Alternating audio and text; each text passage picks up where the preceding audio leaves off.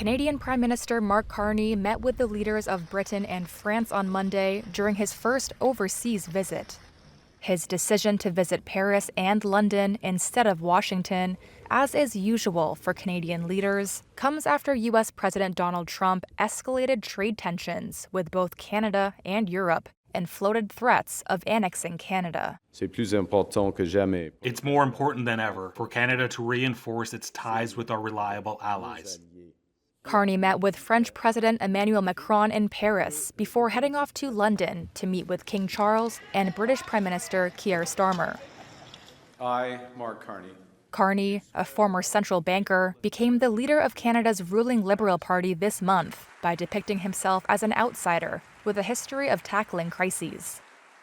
He argued he was best placed to oversee trade negotiations with Trump, who has threatened additional crippling tariffs on Canada and frequently muses about making the country the 51st U.S. state.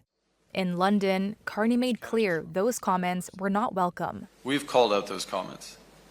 They're disrespectful, they're not helpful, and they need to stop before, and they will have to stop before we sit down and have a conversation about our broader partnership with the United States.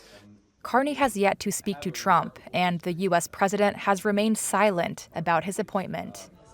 Canada has retaliated with tariffs against tens of billions of dollars worth of U.S. imports, but Carney said there are limits to what the country can do. Full stop. There is a limit to matching these tariffs dollar for dollar, given the fact that our economy is a tenth the size of the United States. Carney's visit was met with support by French and British leaders, who also discussed ending the war between Russia and Ukraine.